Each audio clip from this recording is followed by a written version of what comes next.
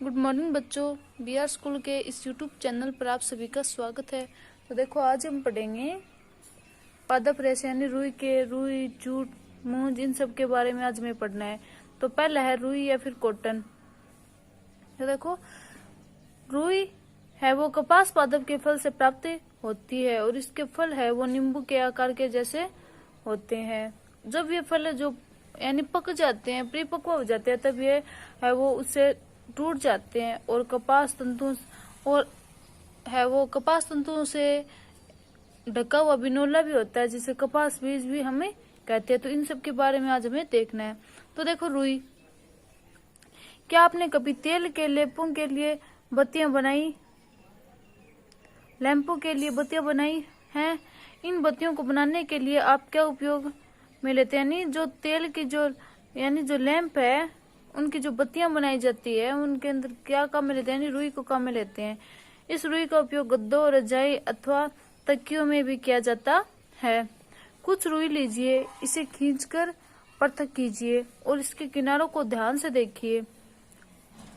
आपने क्या परीक्षण किया है? ये छोटी पतली लड़ियां जिन्हें आप देख रहे हैं कपास तंतुओं से बनी हुई है। यानी जो छोटी छोटी लड़ियां हैं जो आसपास की, सारी की सारी कपास तंतुओं से बनी हुई है। रुई कहाँ से आती है?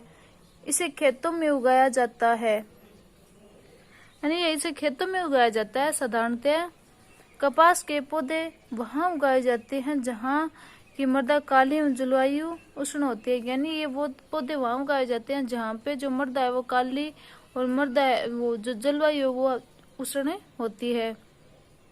क्या आप ऐसे कुछ राज्यों के नाम बता सकते हैं जहां हमारे देश में कपास की कृषि की जाती है?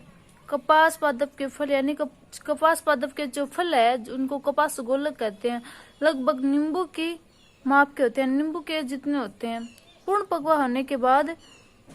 परिपक्व होने के बाद बीज टूटकर खुल जाते हैं तथा अब कपास तंतु से ढके बिनोले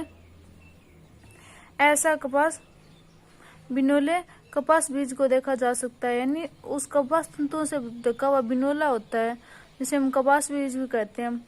क्या आपने ऐसा कपास खेत देखा है जो कपास चुने जाने के लिए तैयार हो चुका है?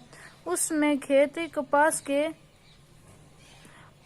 परिफूलों या फिर रुओं से इतना श्वेत हो जाता है जैसे हिम से ढक लिया गया। यानी उस टाइम है कपास का जो टाइम आ जाता है, उन्हें चुनने का टाइम आ जाता है, उस वक्त है वो हमारा खेत है एकदम श्वेत दिखाई देने लगता है। देखो आपको ये नीचे देखो दिखा भी रखा है कपास पादप के खेत।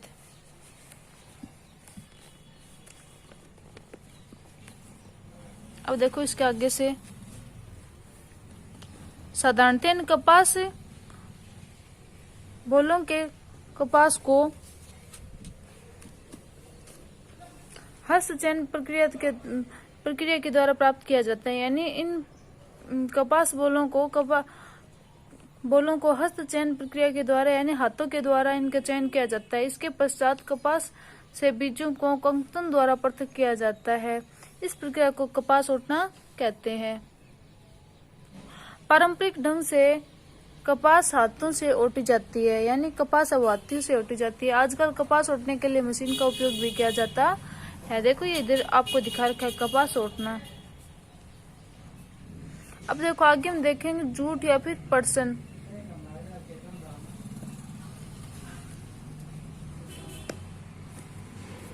तो देखो जूट या फिर पटसन तंतु को पटसन पादप के तनों से प्राप्त किया जाता है। भारत में इसकी खेती वर्षा ऋतु में की जाती है। यानी जूट पादप की खेती है वो वर्षा ऋतु में की जाती है। भारत में पटसन प्रमुख रूप से पश्चिम बंगाल, बिहार एवं असम में उगाया जाता है। सामान्यतः पटसन पादप को पुष्पन अवस्था में काटते हैं। यानी सामान्यतः जो पटसन पादप है उसको पुष्पन अवस्था में ही काट लिया जाता है। जब उसके पुष्प आते हैं उसी अवस्था में उसको काट लिया जाता है। फसल कटाई के पश्चात पादप के तनों को कुछ दिनों तक जल में के अंदर डुबोकर रखते हैं। यानी जो फसल की कटाई के बाद उसके जो तने हैं उनको कुछ दिनों तक जल के अंदर भिगो कर रखा जाता है। ऐसा करने से तने गल जाते हैं तो उन्हें प्रसन तंतुओं से हाथों के द्वारा पृथक कर लिया जाता है। यानी जब तना गल जाता है तो उन तंतुओं को हाथों के द्वारा अलग कर लिया जाता है। वस्त्र बनाने से पहले इन सभी तंतुओं को धागों में परिवर्तित कर लिया जाता है। ऐसा कैसे किया जाता है, वो आगे देखो धागों में परिवर्तित कैसे किया जाता है। यानी इधर देखो आपको दिखा रखा है प्रसन पादप का है जो पौधा है वो आपको दिखा रखा है। अब देखो रुई से धागा बनाना, देखो आपको दिखा रखा है रुई से धागा किस प्रकार से बनाया जाता है। अब देखो सूती धागे की कताई, तो सूती धागे की कताई कैसे की जाती है ये हम देखेंगे कल। आज हमने देख लिया रुई और जूट के बारे में। आज के लिए इतना ही, धन्यवाद।